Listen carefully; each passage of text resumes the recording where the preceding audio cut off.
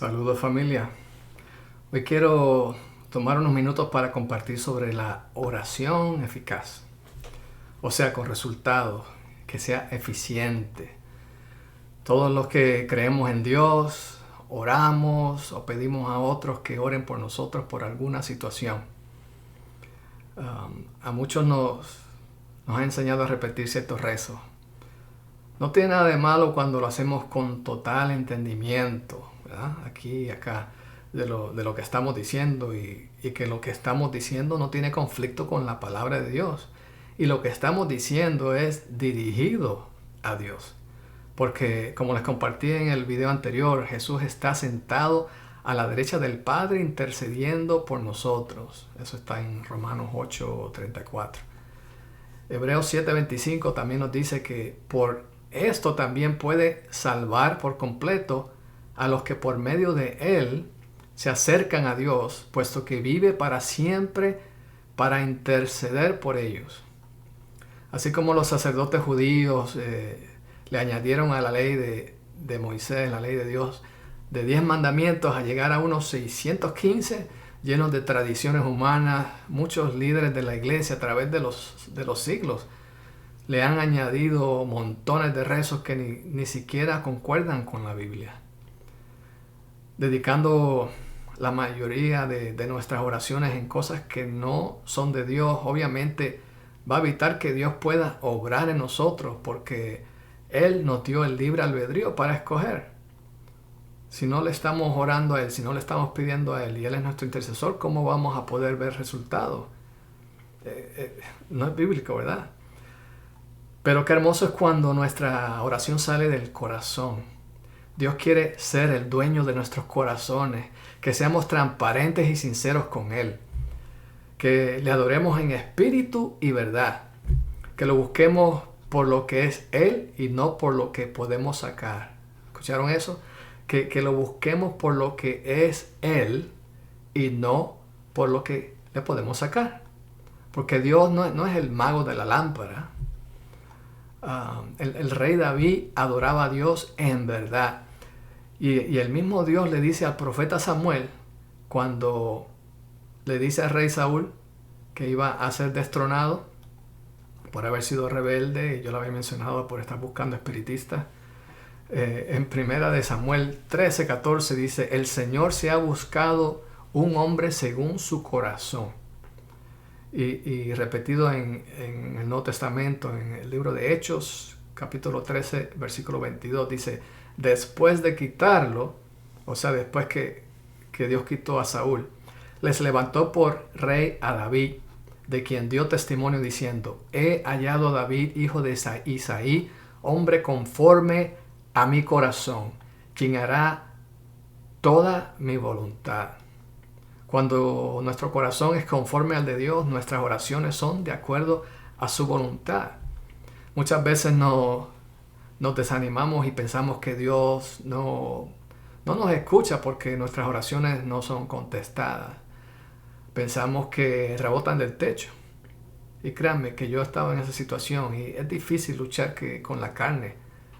Cuando eso nos viene a la mente, tenemos que batallar con eso y buscar la palabra, entender de que no es así. Son nuestras emociones que piensan así. Dios es soberano y sabe lo que nos conviene.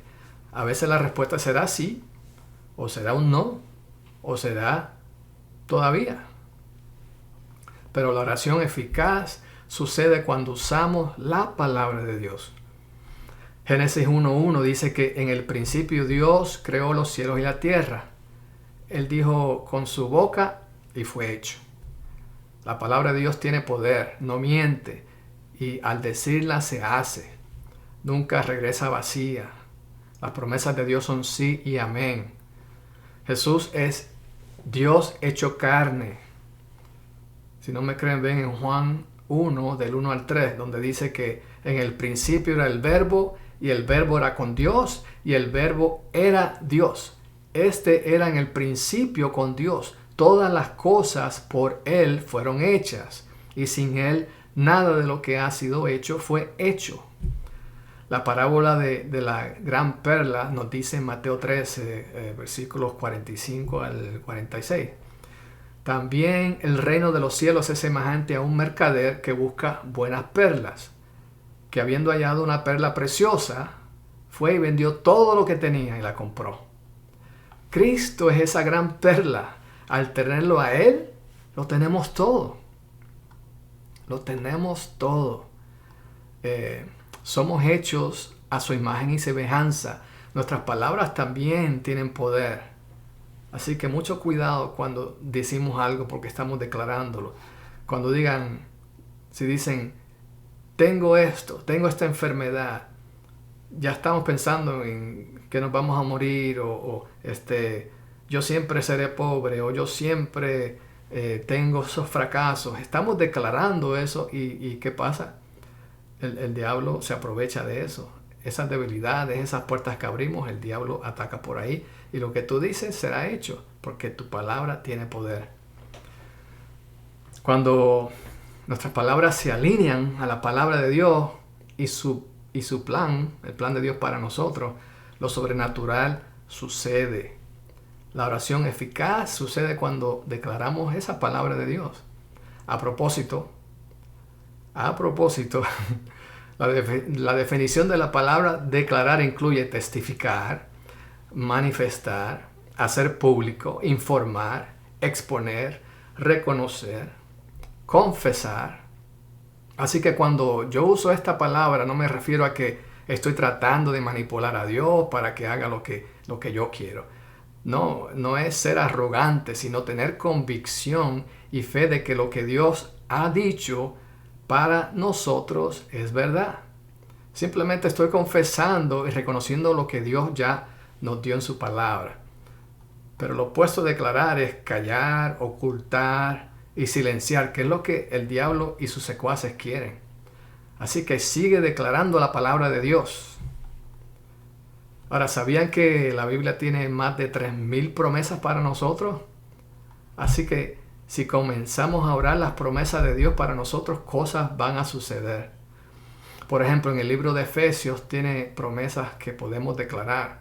Efesios 1, versículos del 17 al 23. No lo voy a leer todo, pero voy a leer un par de versículos, o 2,5 por ahí, donde dice que en el 17, el Padre de Gloria les dé espíritu de sabiduría y de revelación en el pleno conocimiento de Él. 18 dice, habiendo sido iluminados los ojos de su entendimiento, los ojos espirituales, para que conozcan cuál es la esperanza a la que los ha llamado, cuál es la riqueza de la gloria de su herencia en los santos. El 19 dice, y cuál la inmesurable grandeza de su poder para con nosotros los que creemos conforme a la operación del dominio de su fuerza. Y sigue por ahí. Pero, o sea, aceptar que Dios nos da la sabiduría, la revelación, el entendimiento para saber sus planes para nuestra vida. El Espíritu Santo comenzará a revelar y a guiarnos cuando declaramos la palabra de Dios. Estamos repitiéndola. Lo que Dios ya ha dicho lo estamos repitiendo, diciendo, esto es mío, gracias Señor. Tú declaraste esto y yo lo repito para mi vida. Y mientras más repitamos la palabra de Dios, las promesas de Dios para nosotros, más vamos a estar de acuerdo. No solamente repetirlo, no estoy hablando de hacer rezo, sino que tener esa convicción de creerlo. Yo lo creo, yo creo en la palabra de Dios. Juan 15, 16 al 17 también nos habla. El versículo 16 B dice, y lleven fruto, y para que su fruto permanezca, a fin de que todo lo que pidan al Padre en mi nombre, Él se lo dé. O sea, en el nombre de Jesús, cuando pedimos algo de acuerdo a la voluntad de Dios, algo que no va en contra de la palabra de Dios, Dios va a obrar cuando tenemos esa convicción. También les recomiendo que lean 1 Corintios 2, versículos 6 al 16. Voy a tocar el 9 que dice, cosas que ojo no vio, ni oído oyó, que ni han surgido en el corazón del hombre, son las que Dios ha preparado para los que lo aman. El 10 dice, pero a nosotros Dios nos las reveló por el Espíritu, porque el Espíritu todo escudriña, aun las cosas profundas de Dios. Versículo 12. Y nosotros no hemos recibido el espíritu de este mundo, sino el espíritu que procede de Dios, para que nos conozcamos las cosas que Dios nos ha dado gratuitamente. Y continúa. O sea, Dios nos dice que nos puede revelar y mostrar a través del Espíritu Santo. Pero si no lo creemos, ¿cómo va a poder obrar en y a través de nosotros? Imposible. Tenemos que creerlo, aceptarlo y repetirlo, declararlo. En la misma, en la misa siempre se repite la frase del centurión romano: no soy digno de que entres en mi casa, pero una palabra tuya bastará para sanarle. Ese pasaje se encuentra en Lucas 7. El centurión envía a unos judíos pidiéndole a Jesús. Los envía: vete, habla con Jesús, le manda un mensaje, que sanara a su criado. Jesús iba de camino ya para la casa del centurión, pero llegando le envió a unos amigos a decirle a Jesús que él no era digno que entrara a su casa, pero que él entendía la autoridad. Como centurión, pues él daba órdenes y las cosas se hacían. Sabía que Jesús tenía poder y autoridad para sanar a su criado. Wow, Jesús, he turns around, él mira y le dice a los que estaban con él ahí: les digo que ni aún en Israel he hallado tanta fe. Jesús mismo se sorprendió por la fe de este centurión, este hombre pagano que no era ni judío, que no era seguidor de Cristo. La clave aquí es entender autoridad. Jesús tiene toda la autoridad y también nos dice en su palabra que también nos ha dado autoridad. ¿Saben eso? Entonces nuestras oraciones deben de ser con convicción. Porque Hebreos 11, del 1 al 3, nos dice que la fe es la certeza de lo que se espera, la convicción de lo que no se ve. Por ella alcanzaron buen testimonio los antiguos. Por la fe comprendemos que el universo fue hecho por la palabra de Dios, de modo que lo que se ve fue hecho de lo que no se veía. Como le dije al principio, Génesis 1:1. Al principio, en el principio Dios creó los cielos y la tierra. Fue hablarlo, sea la luz, sea esto otro. Fue al declararlo con su boca. O sea, este pasaje nos dice que tenemos que decirlo como si ya está hecho. Por sus llagas hemos sido sanados, dice la palabra. Declararlo hasta que se haga realidad. Grabemos la palabra de Dios en nuestros corazones y oremos de acuerdo a ella. Por eso Jesús nos dice en Mateo 7, del 7 a 8, pidan y se les dará. Busquen y hallarán, llamen y se les abrirá, porque todo el que pide recibe, el que busca halla, y al que llama se le abrirá.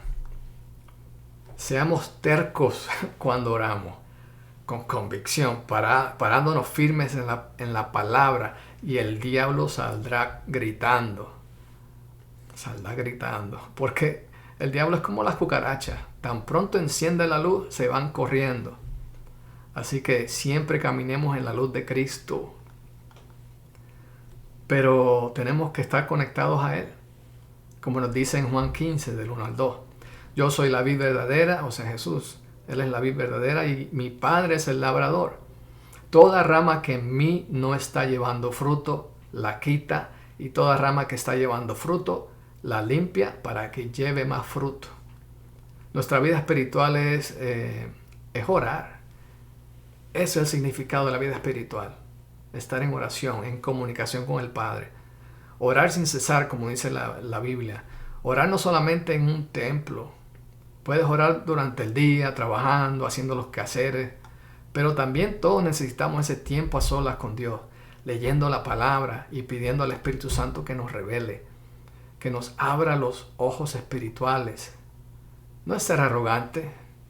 Ya lo dije, no es ser arrogante, es todo con humildad, pero es con convicción. Cuando uno tiene esa convicción, a uno no le interesa, no le importa lo que la gente diga, si uno está caminando los caminos de Dios y de acuerdo a lo que nos dice.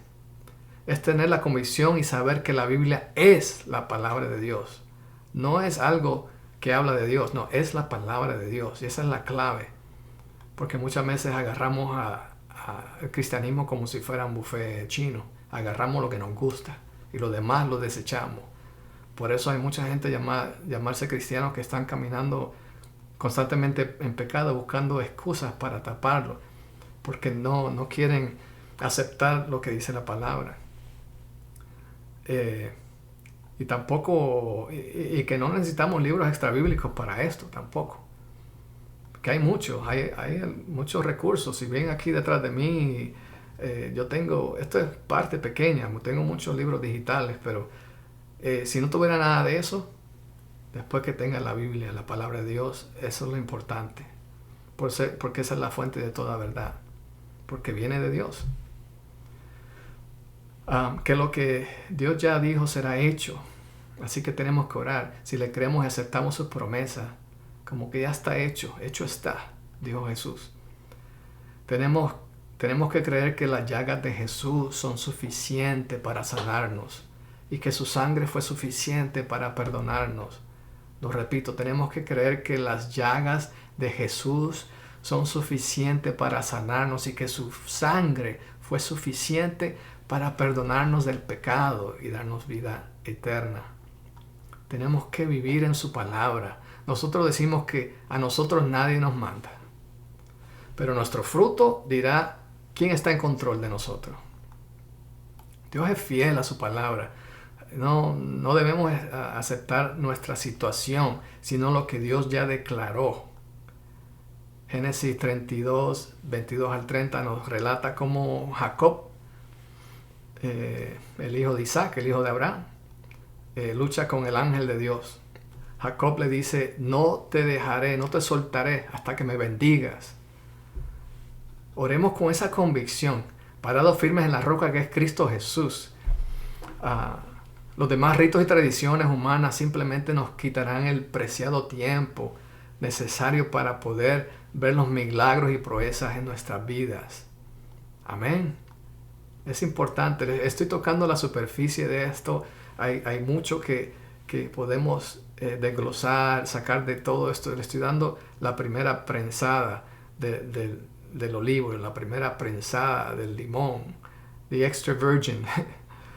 Pero todo esto tenemos que escudriñar la palabra, tenemos que buscar, tenemos que hacer la parte de nosotros, tenemos que tener ese deseo de conocer más de Dios, de estar más cerca de Él, y así entenderemos más la voluntad de Dios. Pero quiero cerrar con una breve oración, si me permiten. Bueno, no tienen de otra. Dice, vamos a orar. Señor, gracias por tu palabra, por mostrarnos cómo orar, siempre dándole gracias al Padre y declarando que se haga tu voluntad aquí en la tierra como en el cielo. Te pedimos que tu palabra quede grabada en nuestros corazones cuando la escuchamos y la leamos. Creo que tu palabra es viva. Acepto tus promesas para mi vida y mi familia. Como dice tu palabra, por tus llagas he sido sanado, que soy cabeza y no cola, soy más que vencedora en Cristo, soy real sacerdocio, nación santa, pueblo escogido por Dios. Guíame y renueva mi mente a diario para que tu voluntad sea hecha en mí y así glorificar tu nombre a través de mi vida y mi fruto. Esto lo declaro en el nombre precioso de Jesús. Amén. Amén. Bueno, hasta aquí por hoy. Envíame un mensaje privado si puedo ser de apoyo. Y gracias por escuchar y que Dios te bendiga siempre. Hasta pronto.